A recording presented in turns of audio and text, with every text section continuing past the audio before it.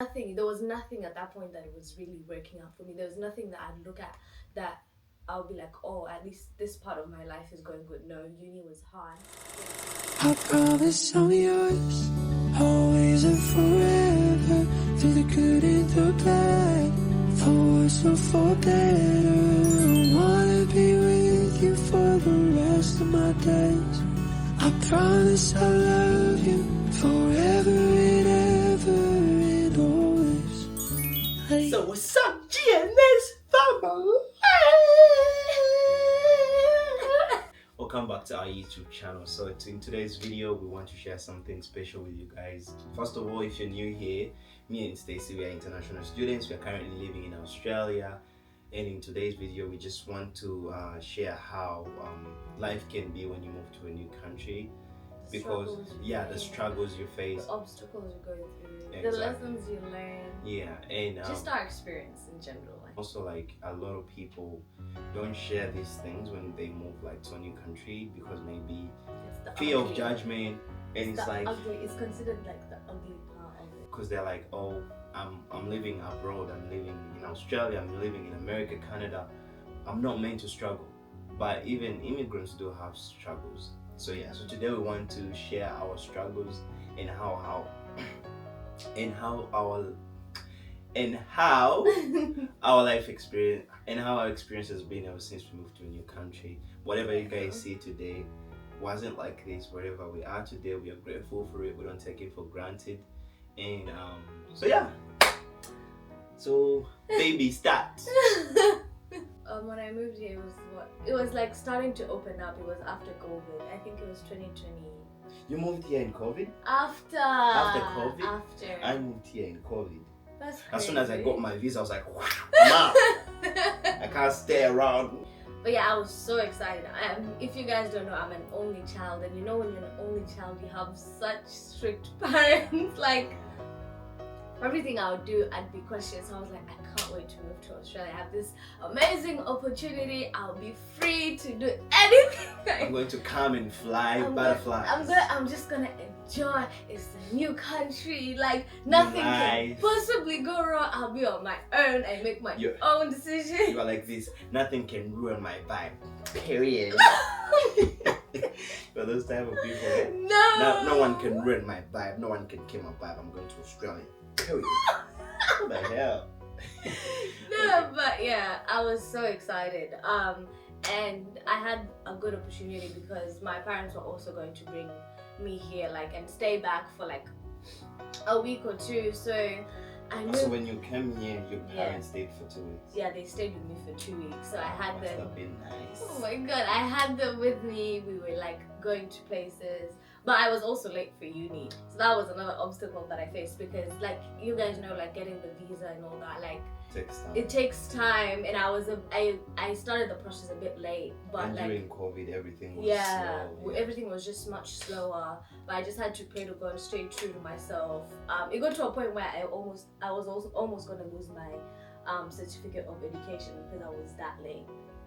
COE. Yeah, they were like, if you don't show up by this date, like, it's gonna be cancelled. But we just had to like pray and just hope to God for the best. And yeah, we made it. We came. My parents stayed with me. It was really good. But deep down I was like, when are they going? When are they going? When are they going so that I can start enjoying? So I can do my own thing. Yeah. You know? But yeah, eventually they left and I was by myself. I was living in a shared accommodation, had my own room. They at least left me, like, when they had like bought me like some of the things to set up, like a drawer, a desk to study, you know, just some basic things to get by. But I had my own room. I set up everything. Now you're in your own room. I'm in my own space. No one can tell me what to do. No. But yeah, but I won't lie, the moment they left, like the moment, because I took them to the airport, the moment I said bye, it's like my heart sank. Literally, I didn't expect it, but my heart sank. And then I was like, oh my god, now what? Like, I'm by myself for the first time in the 18 years of my life. I'm by myself now.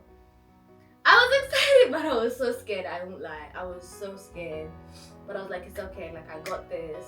I know it's going to be hard, but like I'll get through it.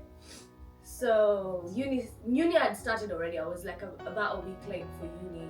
I remember when I walked into my first class, everyone looked at me like, who are you? Like are you lost? Yeah, it was basically a type of thing like, oh, are you lost? You know? Because you joined yeah, I already joined. I joined the middle of the class and I was already a week late. So everyone kind of knew the familiar faces, but I just rocked up and they were like, oh, like who are you? You know, that type of thing. And then had to kind of get used to the education system here, how like they do their assignments and all that. So that was just a whole other hurdle by itself that I had to get by myself, because again, I didn't know anyone at my uni. It was just me, myself, and I trying to navigate it. And at the same time, I had to look for work by myself, because my dad only gave me a time. He was like, I'm going to give you a grace period. It's okay, it's a new country, but after this certain amount of time, you have to now venture out by yourself, figure out how to basically be an adult. But it was so crazy to me because like I was never given the chance or the opportunity to do this back home. Like everything was just given to me. Like if I'd ask, I just I just get it. And now I'm in a new country by myself, and I'm being told, okay, you have to figure it out. And I was like, oh, okay. Like I wanted this, but now I'm like, I start applying for jobs day and night, just applying, just trying my luck every single day. What jobs did you apply for? The first ones were like retail, because I didn't know what to do. I just kept applying to jobs every single day, any time of the day that I was free. I just applied to any job that I could. Like honestly, I won't lie to you, no one got back to me. You start thinking like, oh, what's wrong with me? Self-sabotage. Like am I ever going to get a job? Am I ever really gonna make it? Like, and even if how am I going to navigate this? The most heartbreaking part is you going onto these platforms where you apply, like job seeking platforms, and you see all these jobs, but even when you apply, no one gets back to you. It's like, what is even the point of applying? You know, it gets to the point where you start questioning yourself, like I'm applying every single day, but nothing. Like I'm just getting nothing. At the same time, uni is just hitting me. It got to a point where I was starting to second guess myself about the degree that I chose. I was like, do I really want this? Like, am I You start really second guessing everything because you're not focused. Yeah. Because like there was nothing at that point that was really working out for me. There was nothing that I'd look at that I'll be like, oh, at least this part of my life is going good. No, uni was hard. Getting work was hard. I didn't have friends. I was all alone. I'd come back to my room by myself. I have no one to talk to about all these. Like I had friends back home, but then there's a huge time difference from here and back home. So trying to like find that time to like have a call with friends and all that, it was a bit like because like hard. You feel like you've grown apart and like, because of the time zones. Maybe when they're going to sleep is when you're coming back from work, and probably sometimes you're really tired from like a very long shift. And by the time you get even if you try to get in like a voice note, by the time maybe they respond the next day you're back to uni, so you don't have that time. There's not that time. And I had, I guess, imposter syndrome as well, because I was like, oh, I have this opportunity to be and there is someone who asked a question about it. Yeah, I have the opportunity to be in a new country, but I'm complaining about it to someone who's back home. Like I was like, do I really deserve this? Because I keep complaining about it. So like I was so stuck in my head. I was self-sabotaging so much. And I feel like it's also another thing that I also struggled with, because you're like, I'm not supposed to struggle because I'm in a new country. Like, why am I even struggling? There is someone who would want to be where I'm at today, so I should just suck up whatever I'm feeling and just keep going because I prayed to be here. But I'm here to tell you, it's okay to struggle.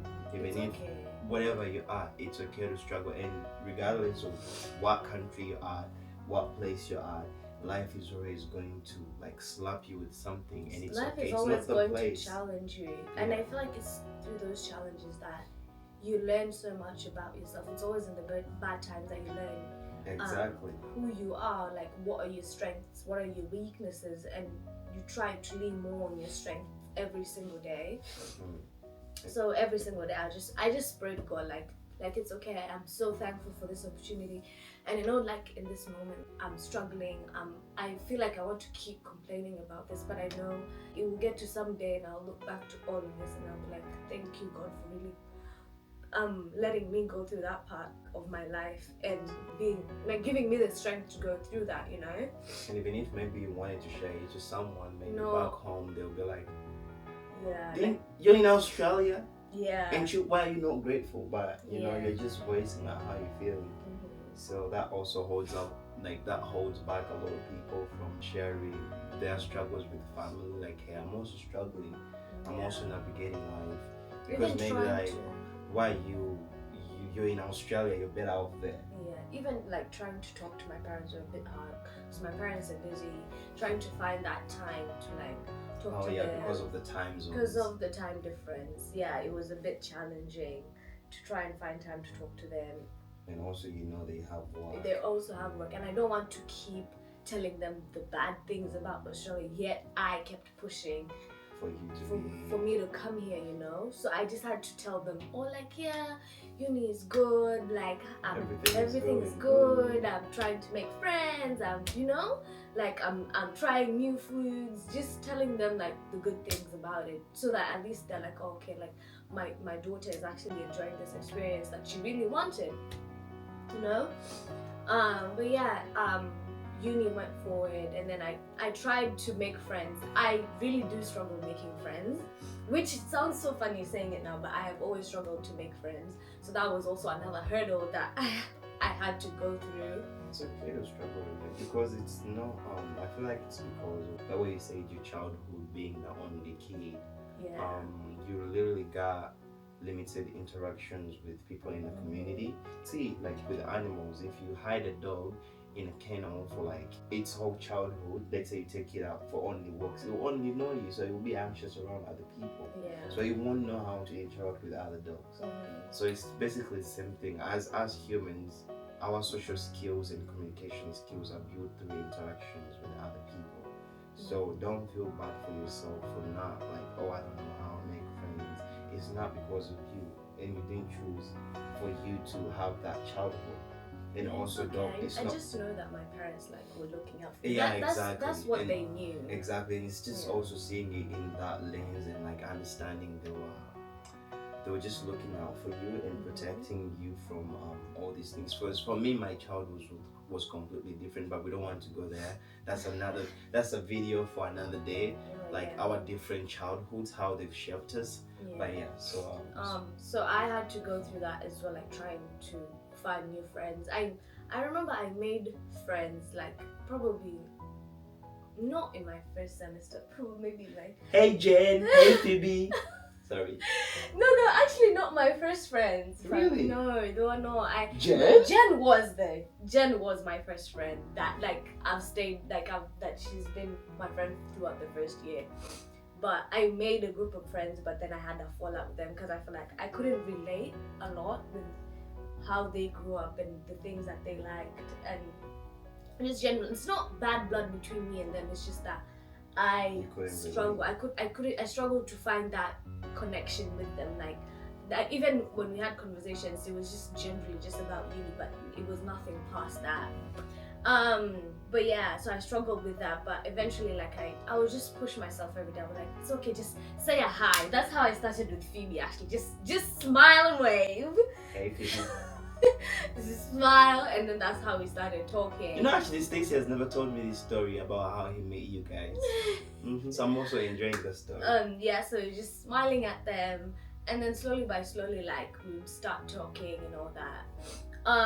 Then again, if you do notice and you know that you have to have placements at the hospital, that was also another thing. Now let me tell you, I was so excited to like have placements at the hospital because I was like, oh my god, like finally like I get to have like first-hand experience in how it would be when I'm working. Like I was so excited about it, but I just didn't know that this is what the face of it was so pretty and so enticing. Behind it was so much more, because during placement you actually work the whole entire 8 shift or 12-hour shift.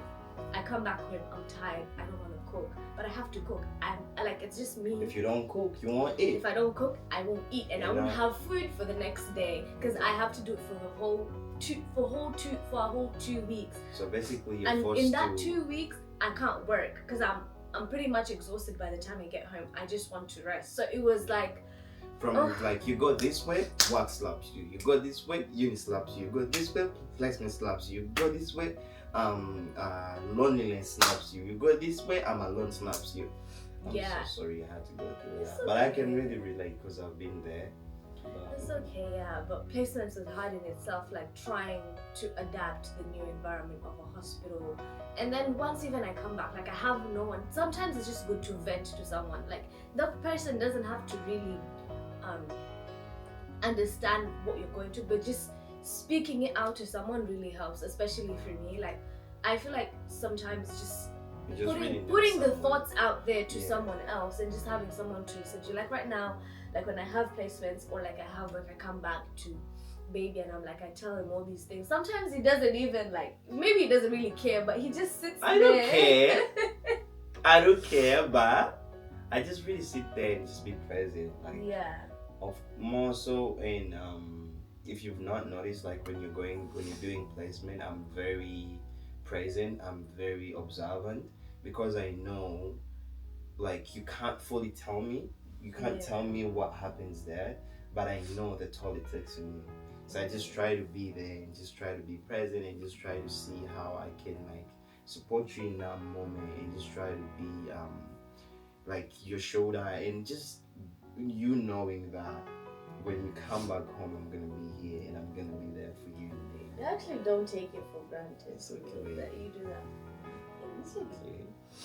Yeah. Together strong. Hi. You know, me and Stacy, we used to say together strong. Hi. We got it from we got it from Deadpool. Deadpool and Wolverine. Yeah. Hi. Oh yeah, so placement was another thing that would actually, like, our nursing placements happen during the holidays that you're off from your semester. So you technically don't have a holiday, because you're half of the time you're at the hospital, and sometimes I'll be at the hospital for like a full month. So I'm just like, I'd lose so much weight. You could see it on my face, like through everything I was doing. I felt so lifeless. I had so much anxiety about my exams, about my assignments, about placement itself, about trying to like be consistent with work, because they want you to show up. At the same time, like, I'm so tired, I don't have the energy to show up, you know? And you have to show up because you're also scared that if you don't show up, you lose the job. But you need the job to pay the bills. And also like placement, like most of a few of the placement will be like a bit far away, because you need like different experiences. You would find yourself like there is a placement that you did, but you have to even go like an hour. No, 2 hours. 2 hours before. And it's like in the morning. I have to be there at 7 a.m. So if you have to be there at 7 a.m., that means you would have to wake up at like 4 a.m. 3 a.m. But yeah, and then I come back, I'm alone again, just in my room, you know? Like, I had friends at that time. At that time, like, I'd started making friends. Like, I had Jen, I had Phoebe, I had Kudzi, Miracle, all these people in my life. But I've never been the type of person to actively seek for help, which is not a good thing. And I've been working on that. But I feel like you're not alone on that, even me. Because I feel like that one is because when we come from back home, we don't know, we are not trained how to ask for help. We take asking for help as giving burden to other people. And even if you have friends, then you know those friends will be there for you, but you always have that constant self-sabotage, like, what if I'm just a burden? Maybe they're even like, they'll be there for you, but it's just not in us. It's not around us that you can go and ask for help, because you're told that other people have their own problems. So even if you need help, or even if you want to talk to someone, and also I feel like social media, because now you would see your friends there with their families, like after school, you know, because I've been there too. Like you'd see your friends after school, they're with their families, like on a Sunday, they're having a barbecue, and like you would really miss that. But even if you wanted to, like, you didn't know how to. I actually didn't know how to ask for help, and I think I got a bit of backlash from my friends like recently when I shared about my journey with my ovarian cyst. They're like, why didn't you tell us? I was like, I just don't know how to ask for help. Like, it's really in my head that it's okay, like I'll figure it out, like I'll do it, like I'll just go through it, like they don't have to know. But I'm so open to other people sharing their problems with me and me being there for them. But I can't do the same. It's just, I don't know, it's just like how Baby said it. It's just something that we didn't even me, grow I'm up still around. learning it. Even me, I'm Yeah. still learning it. Sometimes you still ask me, baby, are you okay? Like, I'll come back. I'm really having something that's weighing me down. And I know you're there for me, and I know you'll be there for me if I tell you. But it just doesn't come easy. You can see me, I'm struggling to tell you that I need help. But I actually do need help. We all need someone to talk to sometimes. I feel like we all need someone to like tell us it's gonna be okay. It doesn't have to be your partner. It can be anyone. It can be a friend. It can be a family member. So yeah, sometimes you see me. Sometimes I come back home and like I'm beaten up, and I'm like just exhausted, and you would see me and you know, but I'm still learning to ask Yeah, for I think help. we're still both learning Yeah. how to do that. But yeah, But I'm proud of us. I'm proud of how we go. yeah, so just going through it every single, like the first year was really challenging. Yeah. But at the end of it, and mind you, this is all this is before I met gosh, this is all before I met I was him. on the other side of Australia as well. 5 hours. Yeah, because Stacey was in Sydney and I was in Perth. Yeah, so all this is like before I met him. Just all by myself. I come back. Even when I'm hanging out with my friends, it would be nice in the moment. Like finally, oh my god, like I actually have people around me to have good share good moments. But once you come back, like to your own space, you're like, oh damn, it's me again. Reality hits. Yeah, Reality everything hits you again. You're like, okay. If it's the weekend, like if it's Sunday, I'm like, oh, okay. So tomorrow I have work. I have this assignment due. I have to do this. I have to do that, and it's just. So you would see like every single day, like even after that moment you just had with your friends, every single day you have this, you have this, you have this, and then you start missing back home to those moments where you really had nothing to do all day. You're just home in the house. So yeah, I feel you, baby. It's okay. It's okay. But I'm proud of you. Thank you. That was all before I met Baby. Some of these things he didn't even know until like quite recently when I shared that reel. When I told him I want to share that reel on Instagram, because now I'm at the end of my degree. I'm finished. It's been 3 years since I moved here, and like every single year there's just been something like I look back to and I'm like, oh damn. Even Oh, Mr. Blue. His Majesty, sorry. he used to be my emotional support teddy bear. This one here. You guys know why we put this one here. Everything we have in our room reminds us about something important, something about our journey. I bought this Stacey the first time she came to visit me. And then she went back with it. And I told her every single time when you feel like you need someone to talk to, and let's say I'm not around, let's say I'm also busy with work, just Mr. Blue right here will be there for you. So this one was Stacey's therapist in that. Basically. In that he season. knows everything. He knows. This one has been cried. This was the cold shoulder. Yeah. The shoulder. The shoulder. Yeah. You know. When Stacey had long nights, cry on Mr. Blue. He took it up. And look at him too. Now he has a nice smile. Always smiling. But yeah. I guess. Looking back, when I finally met Gash, like it felt a bit nicer to finally have someone by your side who, like, I hang out with my friends. When I come back, I still have someone to talk to. Like I'm not alone. Sometimes we'd even sleep on FaceTime together. Sometimes we'd sleep on FaceTime. The whole entire night. You know, before I met Stacey, I used to tell myself, long distance, never. And then we used to be like, now when we're going to long distance, so like we used to be like, I can't be on the phone for 5 hours. Yeah. A few days later, we are sleeping on the phone together. That was actually so funny. And like, even despite the distance, like, he'd still try so much to be there for me. Like, if I had a long day at place, where I'd be like, it's okay, baby, you don't have to cook today. I'll try to get you some food on Uber Eats. Like, he'd sometimes randomly just send flowers to my house, and this little tokens of like appreciation and love really kept us going in that moment. Whenever, like, even when he had a long day, I'd do the same for him, and it would really go. That's why. It would really make a difference during that time. You're like, oh, this person is physically not with me, but I can feel their presence, I can feel their love and their support, and it gives you a push and a boost to like keep going, and like, it's okay, like, we got each other, like, we got this through whatever we're going through, like, we'll get through it together. And now that like we're here now, we're like living together, sometimes we just sit down and like, damn baby, do you remember this day?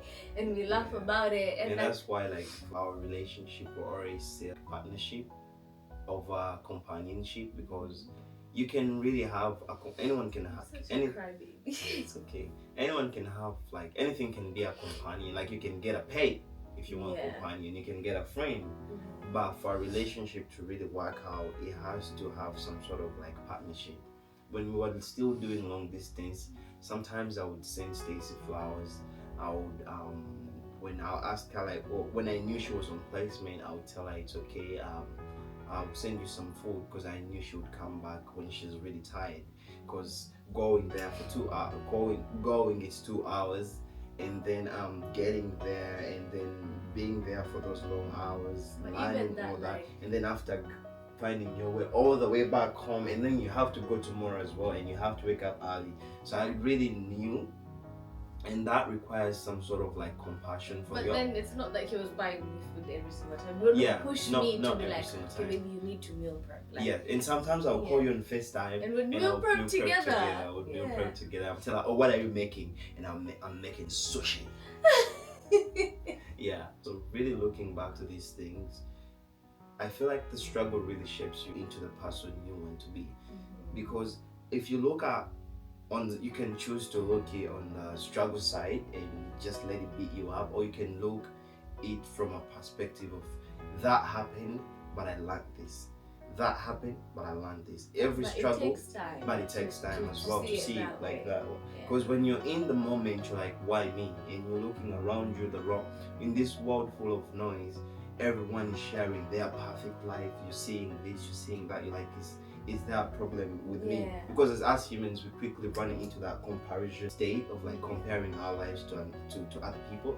But we also have to remember that whatever you are, that's why I always tell baby, like, whatever you are, your journey is beautiful, because only you know what you've been through to get there. Right?